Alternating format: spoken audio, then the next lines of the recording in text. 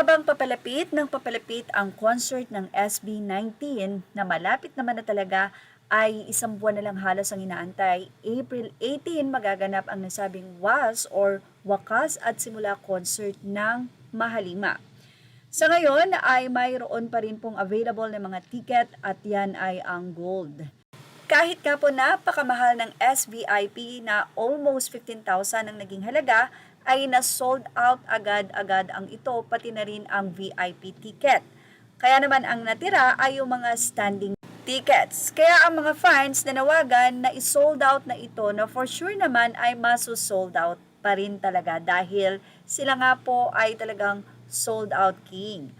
Ang mga fans ay na nagtutulong-tulong na para po ito ay talagang maubos. But anyway, isa sa reason kung bakit nga medyo napipending ang gold dahil na rin sa mga senior na gusto ay nakaupo talaga. Since ito po ay open ground at may mga standing ovation, naniniwala sila na baka mainit because April ay talagang medyo yan po yung sentro ng kainitan ng summer.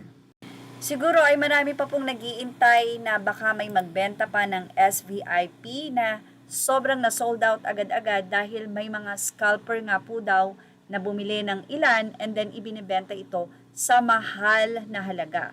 Ganun pa man, maraming SB19 fan ang pumapatol dito para na lang din of course makapanood. Pero ang iba ay nagbabala na sana nga daw ay huwag hanggat maaari ay tiisin na lang na tumayo para hindi na nga po lumaos ang mga scalper na ito na bumibili ng sobra-sobrang ticket para ibenta ng mahal at nagagamit talaga ang SB19 para sa kanilang pansariling kapakanan.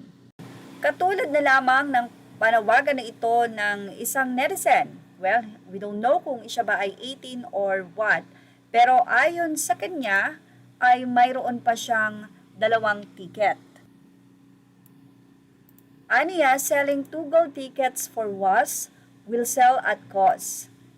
Well, sabi nga nila o niya, kaliwaan po ang payment and ticket exchange. So, meron na po kagad nagtanong dito, which section and claimed na po ba? So, sabi niya, Thrustworthy Crocodile 3288 sa gold section po, yes, na-claim ko na po yung physical ticket. So, willing to nego, yan po ang panawagan ng nasabi nga pong account na ito. So, para po sa mga fans na wala pang ticket at para po sa inyong safety, ay available pa po ang gold at yan po ang ipinost kamakailan lamang ng SB19 sa kanilang Facebook. Anila, Wakas at Simula, the Trilogy Concert Finale, were truly grateful for your overwhelming support for the Wakas at Simula, the Trilogy Concert Finale. A few more sections in the gold and silver area are still open. You wouldn't want to miss out on this once in a lifetime finale concert. So kung bibili po kayo ay mas magandang sa SM Ticketnet na po, unang-una para na rin po ma-sold out na rin. Dahil kung bibili po kayo sa labas, mapipending po yung mga tickets pa na nandiyan. And para na rin po maiwasan ang scam o pangi-scam. Well, ano po masisi ng mga 18 dyan? Ilagay na ang inyong opinion sa ating comment section. Images or all credit to the rightful owners. Please like, share, and subscribe. And thank you for watching. Show us now.